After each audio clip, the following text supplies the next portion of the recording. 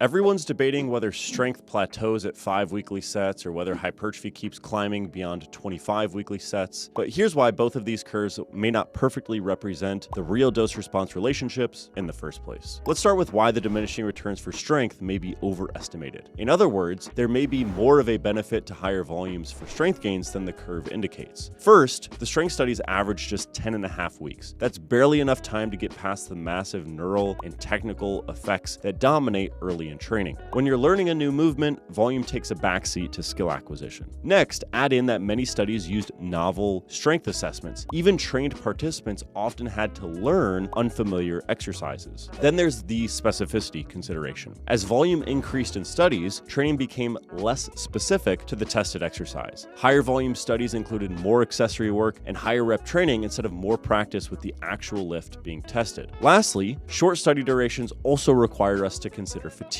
In 10.5 weeks, high volumes might accumulate fatigue that masks your strength gains. But over months or years, that same volume might build the capacity for greater strength expression. Now for hypertrophy, the diminishing returns might be understated. In other words, the benefits of high volumes may be lower than what the curve seems to show. The main consideration here is that high volume training creates more potential for swelling and fluid accumulation that shows up as muscle growth in our measurements. It's not entirely clear if the repeated bout effect fully accounts for this. At really high volumes, we're talking 20 plus sets per muscle group per week. We just don't know how much of the measured hypertrophy is actual contractile protein. Also, many of the hypertrophy studies didn't have balanced programs. Instead, the training was biased to the measured muscles, potentially overstating the benefits of applying these weekly volumes across an entire training program. Ultimately, at the end of the day, both curves are wrong. And that's just how research works. Things will change as we get more research. Further, I expect some of the limitations I just mentioned to lead to improved methods in the field. And for practitioners and lifters out there, the reason I point all this out is to emphasize the importance of using the principles we gain from research and not any precise numbers. And to remember that research described what has happened in studies, and the principles gained need to go through a critical filter when determining what may be optimal for your training. And be sure to follow along for more training insights without the hype.